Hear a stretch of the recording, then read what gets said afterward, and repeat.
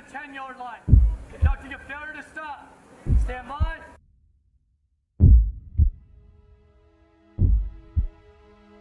Contact.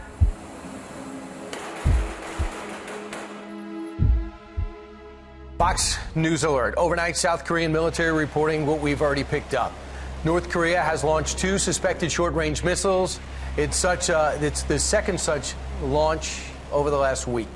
Now, North Korea is threatening further weapons tests after firing 2 unidentified projectiles. It is the 4th such test in 2 weeks.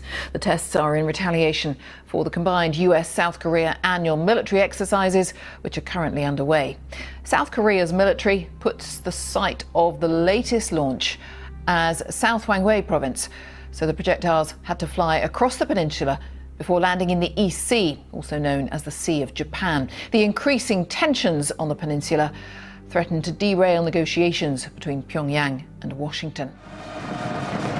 New evidence tonight that North Korea's ambitious young supreme commander may soon have another submarine to command and a new way to threaten the U.S. New satellite photos just published by the website Beyond Parallel show what appears to be new activity at the Sinpo South shipyard in North Korea, where Kim Jong-un's regime builds many of its submarines. 2 support submarines, a larger sub and a so-called midget sub, are parked there, along with another support vessel. There's a crane, a vehicle in one photo, and people at the dock. Analysts believe it all could be to support this, an enormous nuclear-capable submarine being built or renovated, which Kim was photographed inspecting last month at a nearby location. Experts say the shipyard activity could mean the North Koreans are preparing for a crucial test. The purpose of this vessel may be to take the test barge out into open waters and test a submarine-launched ballistic missile. CNN talked to a top Pentagon official about the new pictures. We see very intentional modernization on the part of the DPRK. What concerns you about the development of that submarine?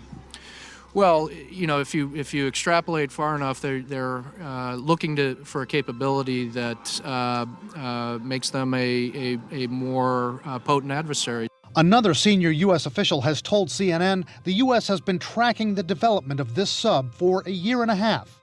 Kim successfully test-fired a ballistic missile from a smaller submarine in 2016, a vessel which experts say could hold 1 nuclear-tipped missile. This larger one, they say, could hold 3 or more. These subs give Kim the ability to launch nuclear missiles that would be harder to detect in advance, and analysts fear he's trying to develop a longer-range submarine. They could potentially, within the next decade, develop submarines capable of transiting the Pacific Ocean within range sufficient to launch missile strikes against the United States. The U.S. seizing that North Korean ship, and it comes not long after North Korea launched those short-range ballistic missiles. It's the second weapons test in just a matter of days. The U.S. taking action for the first time in seizing a ship belonging to North Korea. And as you know, the president has stood on the world stage with Kim Jong-un twice now, holding those summits. So tonight, where does this turn next? ABC's chief global affairs correspondent Martha Raddatz leading us off.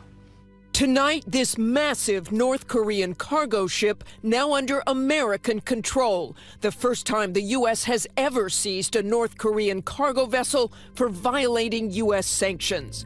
Found off the coast of Indonesia, one of a fleet of so-called ghost ships, which prosecutors say was illegally and secretly transporting huge shipments of coal, forbidden under the strict sanctions imposed to force the North to give up its nuclear weapons. For the Kim Jong-un regime, appearances matter, and so do new commercial satellite images that raised new concerns this week about whether North Korea is restoring missile facilities or readying to launch a rocket. I don't really want to get into speculation about what they're doing. But experts are trying to assess the risks. We don't know what this means. It could be for launch. It could be just for activities. The point is, it is signaling something.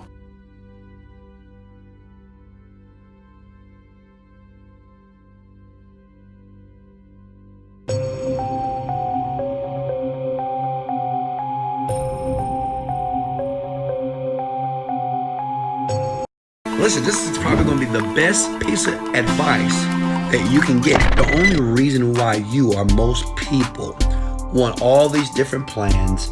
You want all these different ideas and different businesses because you want a guarantee of success. You just want to make sure that you don't fail. I met this one young man. He sent me a message, and I think he's in the network marketing industry, okay? He's trying to sell something in the network marketing industry.